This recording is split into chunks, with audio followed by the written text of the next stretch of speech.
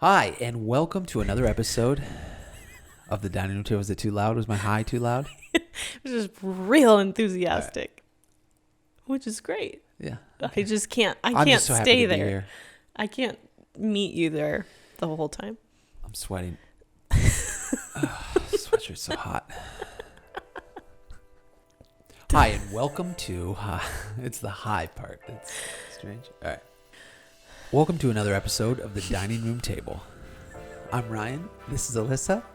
And she cannot keep it together. For some reason.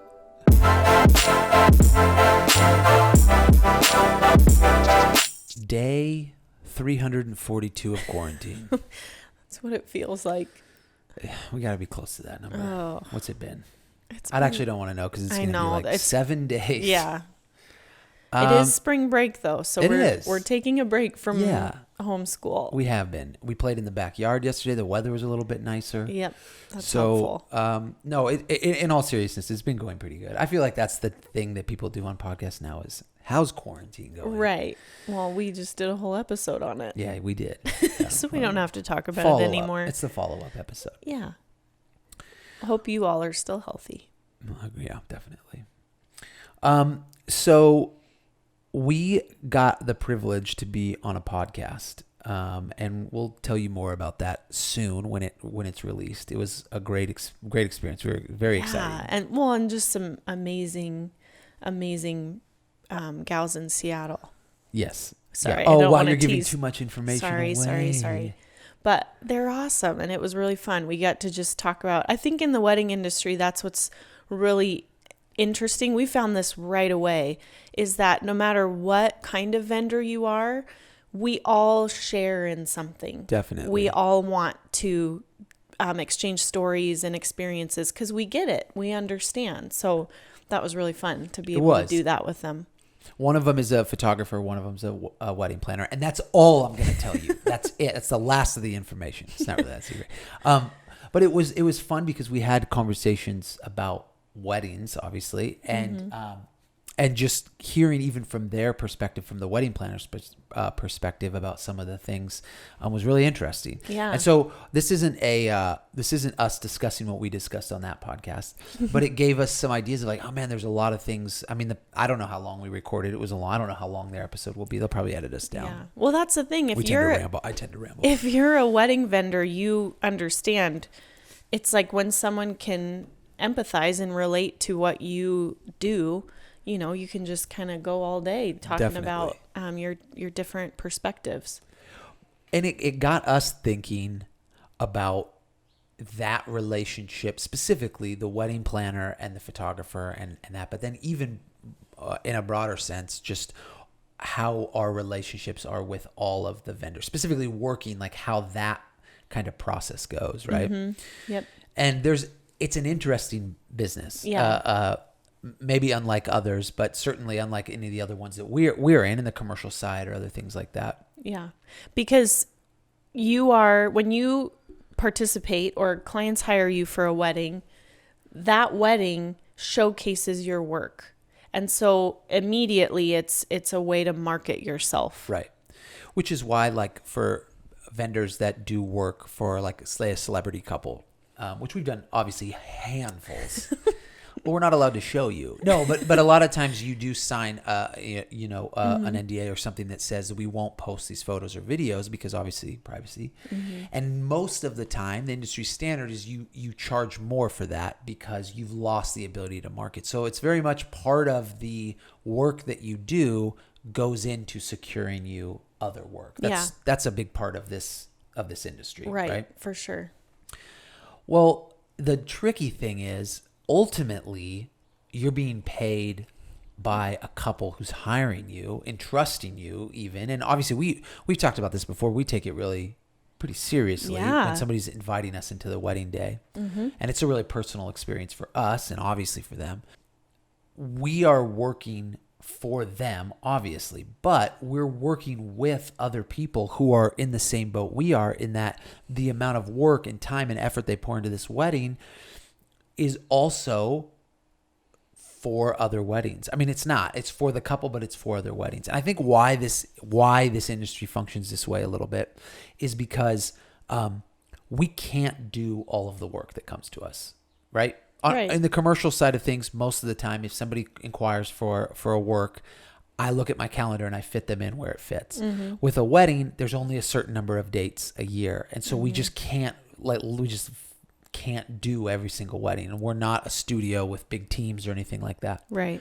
So because of that, every wedding has to serve as also kind of advertising. Mm-hmm. So I guess my question is, we both have talked about and think is interesting is, how do you kind of toe that line, first of all, for the couple? Mm-hmm. When you want to get stuff that is to get published or for you, kind of, but then also ultimately for them, and they're the ones that hired you. How do you kind of navigate that? Yeah. I think everyone would have a different answer to that. My feeling is my clients are the ones who have hired me. And so they are my priority, obviously. And so I'm not going to do something that is in my best interest. You know, I want to do what I do. I want it to be in their best interest. So for me, that means I'm talking to them beforehand and I'm figuring out what is most important to you, what kinds of things. And obviously I'm going to capture, the wedding, but I want to know, our friends from out of town are going to be there. We're never together. It's really important to me to get just good, candid stuff of these friends. Awesome. I'm going to highlight that. And so if there's a time in the day where I'm seeing these friends interact and I'm getting great candid shots, but then it's also a moment where the wedding planner's going, hey, I set up this style board, over here, I want to use it for my blog. That's a time where I would say, that's not important right now. I need to be getting this because this is what was important to the clients, not necessarily the details. So that's my feeling. Does it go into, as you make a timeline and you start to look from the beginning of the day, knowing the things that are important to you that you want? Because again, you want to shoot a wedding so that you have work to show to potentially book other weddings. Now, as you look through that timeline and then obviously listening or those priorities and then listening to what the couple is ultimately wanting the day, how do you kind of structure it? Does that affect the way you list out a timeline? Yeah, for sure. Because if the couple's photos are the most important to them, then I'm going to go, okay, let's look at the timeline and give as much time as we can to couple session, even do a few of them. That absolutely plays into the timeline a little bit.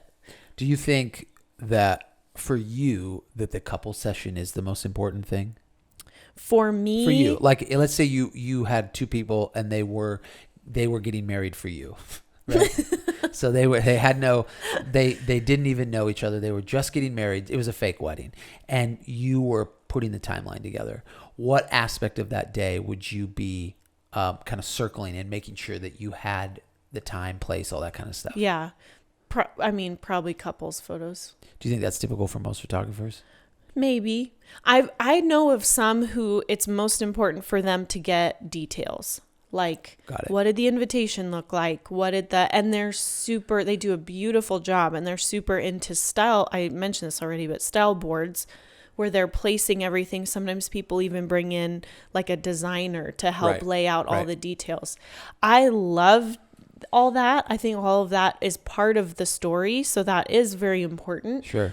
But it wouldn't be my strong suit. Got it. Yeah. I will get them and I'll capture those details, but I'm looking for more of a way to tell the story of the day. Sure. And so if your shoes are just kind of thrown on the floor in the corner, that's how I'm going to shoot them because I think that tells a story. I think. So then the question is, you meet with a couple and they want to hire you, but maybe it's as they look through their day, the couple session is not, they want photos, but it's not the most important thing. And they've hired me. And they've hired you. And you're looking through, I'm not going to say details are the most important. Who cares what the most important thing is? Mm-hmm. I mean, obviously you care. But like what if they're going, you know what, 15 minutes is going to be fine for a couple session. Oh man, I would love, or let's say we're downtown and I get some beautiful footage, or not footage. You don't call it footage. I call it footage. Photos. Yeah. How do you handle that with a client, right? Yeah. Because they're not as concerned about the couple session, but a great couple session is going to be helpful for you as far as posting on Instagram and all those other kind of things. Well, first I would say I would be talking through with them.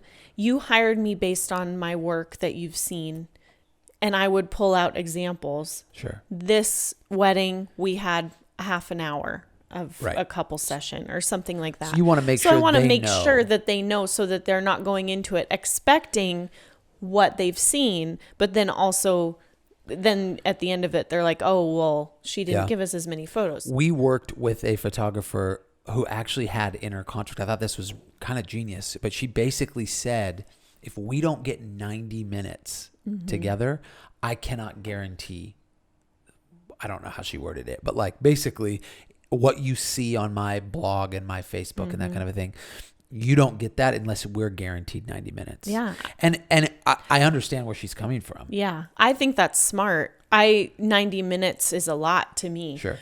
But obviously, I think that's really smart to temper those expectations, where it's like, I expect you to do what you did for this wedding. 10 different poses, but 3 different locations. The way, right. But logistically, I want it to be this way. Well, those just don't match up sometimes. And so I want to make sure I'm talking through that with them to help them understand. Yeah. And then you do have to kind of account for going places, like, oh, we have to drive to this location, or there's setbacks, or things are running a little late, or whatever. So, okay, so let's say that they understand. Great. No worries. We're really not that interested. We care more about candidates. We care more about the cocktail hour or something, right? Yeah.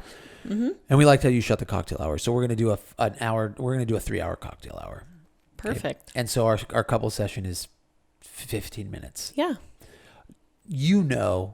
Cocktail hours aren't going to necessarily book you any more weddings. I mean, but they don't. Sorry, that was a pause for dramatic effect, but I wasn't finished with my question. So you know that, but they just don't want the couple session, or they don't care as much about it. Oh. How are you approaching that day, knowing that this is not maybe going to be a portfolio in the way that you were thinking about it? Do you understand what I'm asking? I see what you're saying. Like, it's kind of a challenge that I enjoy, where I'm having to get stuff also for me that I know I'm going to be able to market later. So even though it's not quite the things that I would prefer, it's also, this is their wedding and it's unique to them. And I'm going to absolutely do my best to do what I do. I don't know. Yeah. Is that the advice you would give? Because obviously the scenario I laid out fits with your style anyways, because your style is, hey, let's do candidates and I can get creative. Maybe it's somebody just starting out and that is a little bit less comfortable. How can they approach the client, do you think, in a conversation and say something like, look, I would really love to have a little extra in the photo, in the couple session. Or is that something where you're... Well, I think even in the scenario you gave me, you push back, as in it gently, but you approach and go, just so you know, in order to get what I get with these weddings that I've been able to shoot and that you saw, I need more time, you know? Sure. And if they come back and they're adamant, no, we don't care, we don't want it, then it's like, okay, great. Like it's not about us. And it's not about us. It's about the couple. Agreed. Yeah. And I think that's kind of the important part. And in fairness, we've shot enough weddings knowing that there's almost always room for everybody to kind of get what they need in the timeline if you're communicating early up front. Yeah, right? for sure. And so it's certainly possible to say, okay, that's fine. Can we do maybe 10 minutes at sunset or something like that? Yeah. And you can still get kind of the footage or the photos that you want or the footage that you want. And still give them a timeline that fits with what they're looking for. Yeah. I've never been to a cocktail hour that's actually 3 hours. Yeah, that's fun. cocktail hours. Cocktail hours. That's what it would be. Yep. Multiple. There is an element too where not just what do you want captured to the clients, how do you want to experience your day? And if they're like, we don't want it to be a giant photo session, Absolutely. then it's like, great, we will avoid that. Yeah. And I think if you are just starting out, experience does help, where you're practicing and practicing and practicing to where you only have 10 minutes, you capitalize on those 10 minutes. Right. Your settings are right. The lighting's good. The location and whatever. It's going to give you the optimal lighting in those 10 minutes. Those kinds of things come with experience, but I think you can practice outside of just shooting weddings to where you feel confident in having those 10 minutes. Yeah. Yeah. I agree with you. So that's one aspect of it is working with a couple and knowing, hey, I want to get the things that I need to promote this wedding, to showcase this wedding, but right. but I'm more than that. I'm here for you and knowing how to get what you actually want. Mm-hmm. The other side of it is you're working with vendors who are also in it to promote themselves. So how do you interact?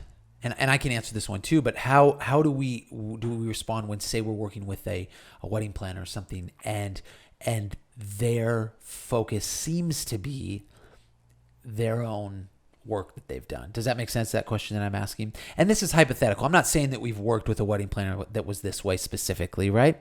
But there have been times, right, in our extensive wedding career that we've worked with people that it starts to feel like we're making sacrifices on the couple's behalf, right, that isn't necessarily what they want, but it's for us to try to get this wedding published. Yeah, I'm trying to be careful here. I don't want to, you know what I'm saying. I'm not trying to offend people, but I think it's interesting. Yeah. So go for it. So I've set it up, and now you can step on the landmine. You're welcome. We've obviously worked with a lot of vendors, and we have worked in a lot of weddings, and so we have seen where people can shift their priorities from this is for the couple to this is for my blog, or this is for me to get published as a fill in the blank baker, florist, wedding planner, photographer. Right. This is for me to promote myself afterwards. And then the bummer about that is vendors in that mindset totally lose sight of what's important to the couple. Right. And we've seen that happen to where the couple really wants one thing, and then, vendors are pulling them a different direction. You're all working together for the couple, but also for each other. You're a support system in that way. So, I want to make my photos available to vendors to be able to promote their businesses for sure.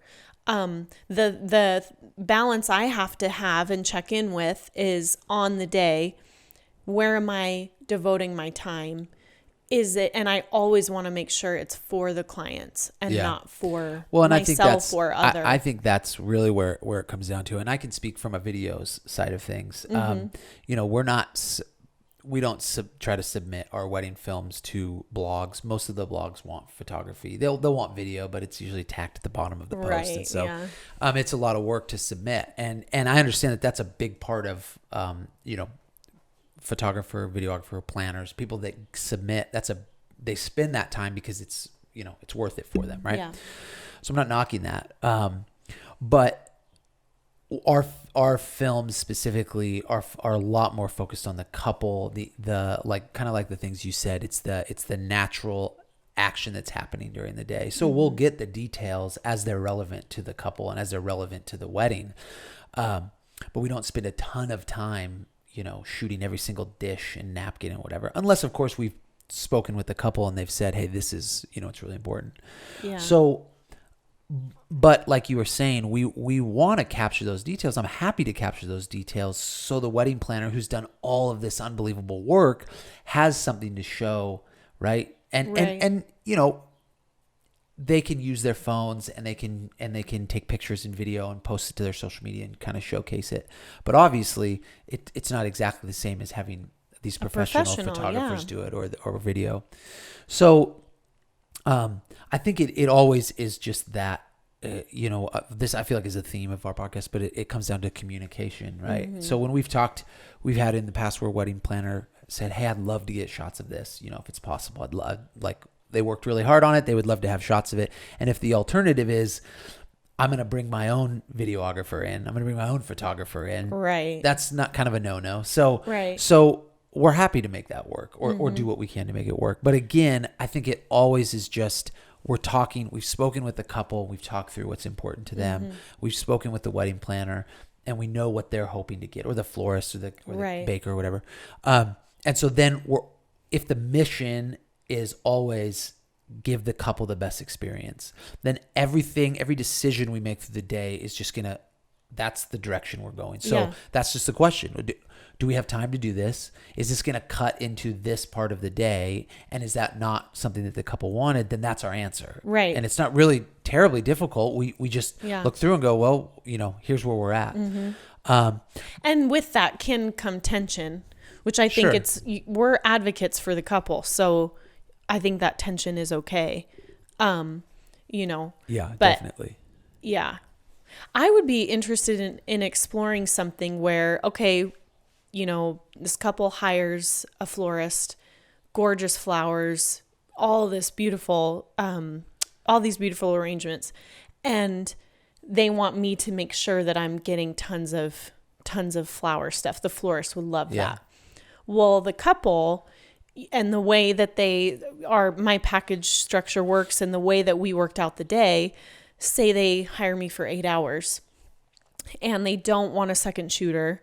And while they're super excited about the flowers, they don't want every single arrangement shot, or they don't want, so I would be curious to see if that florist, knowing how much work they're going to put into it and how beautiful these are going to be, if they would be able to, or something, to come to me and ask and basically pay me to hire a second shooter for them. Interesting. Yeah. I would just be curious to explore that, because I think that's one thing that probably vendors don't necessarily understand as much, is like, if I'm having to take time away from the couple or time away from other things I would normally be shooting, or even just the flow of the day. Well, now I'm super rushed and stressed trying to make sure that I'm getting all these details before, right when it's all set up, but before guests show up.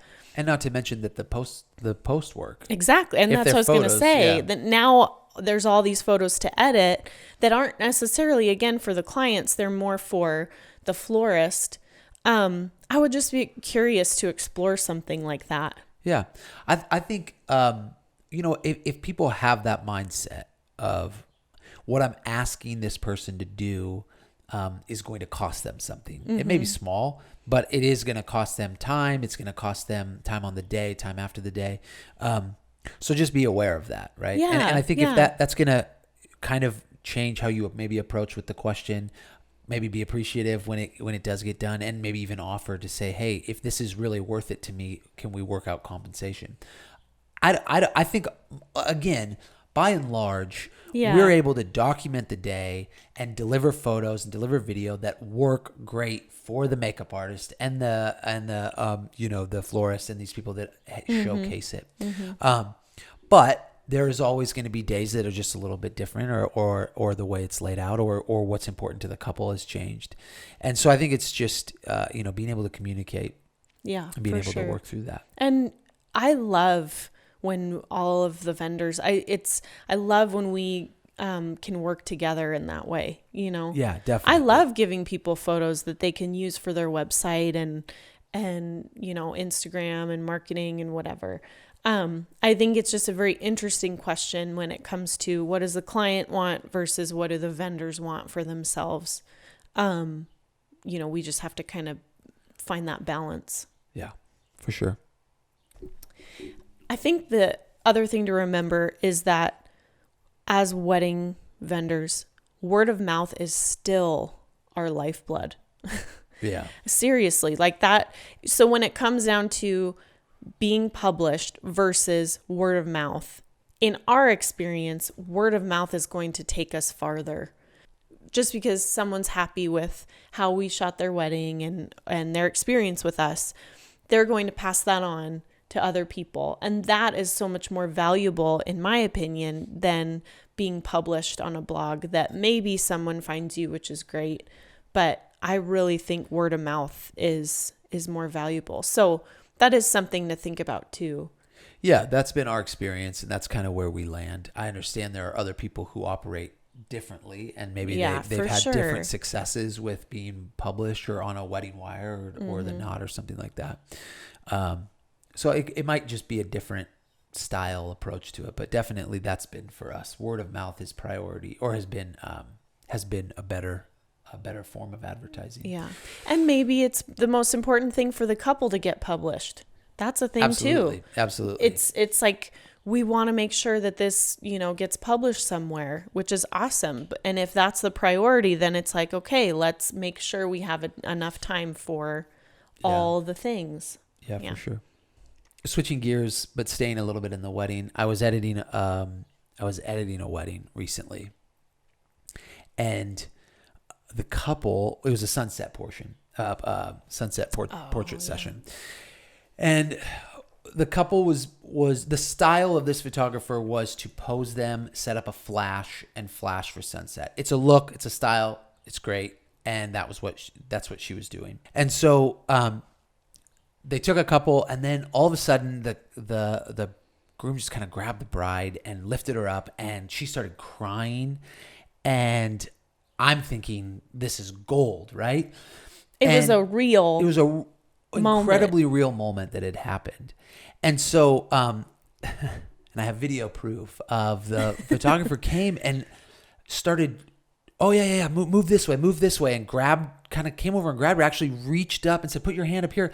And this moment that was happening that was like amazing, was totally neutered by this photographer that was so set in like their style or their approach to shooting this session.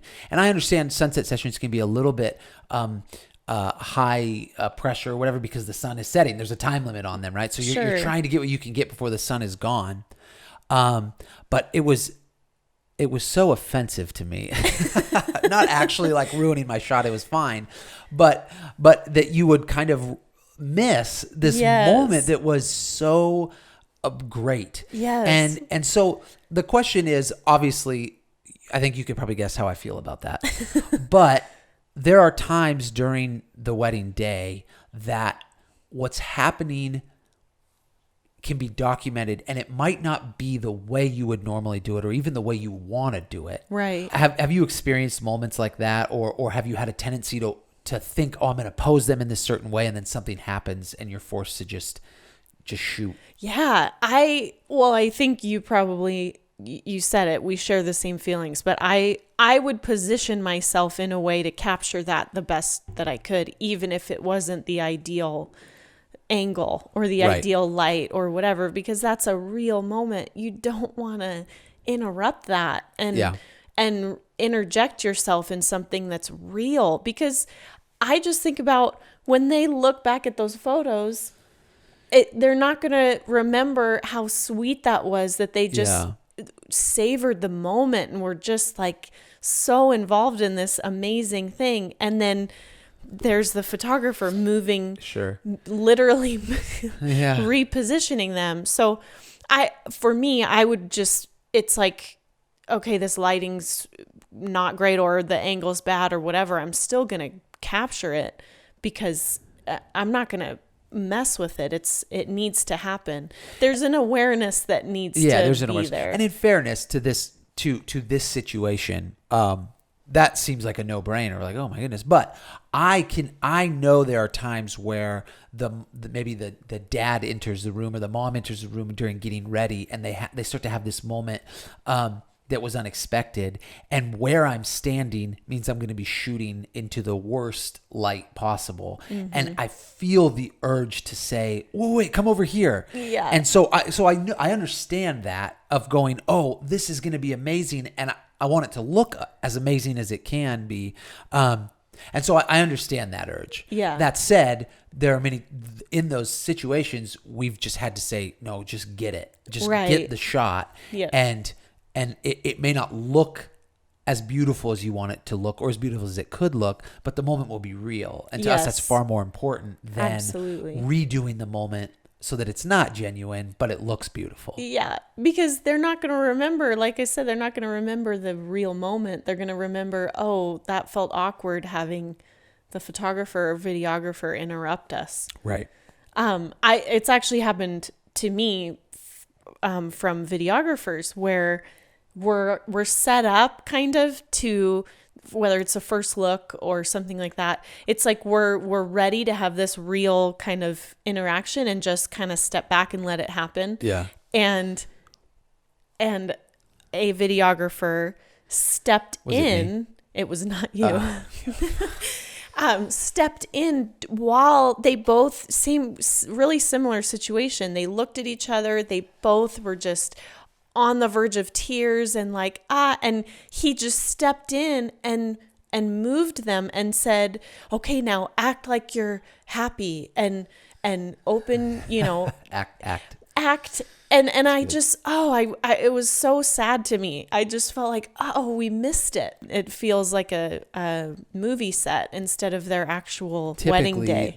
The bride and groom are not professional actors. Right. Typically. I mean, like I said, we've done plenty of celebrity weddings, and so we just can't show you. They're just important things, I think, to remember, especially when you're first starting out. You just have to be aware of what's happening. Right. Yeah. Exactly. And if that means step back, let them have their moment, do it. Yeah, for sure.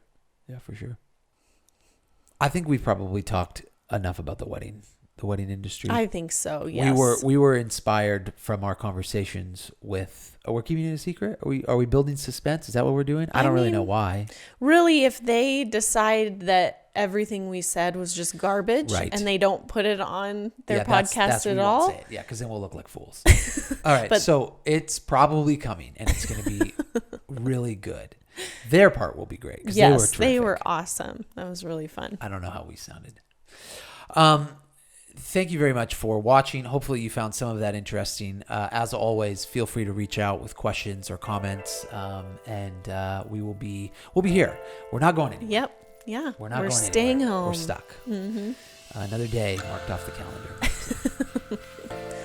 Thanks for watching. Thanks for listening. And we'll talk to you soon. Bye.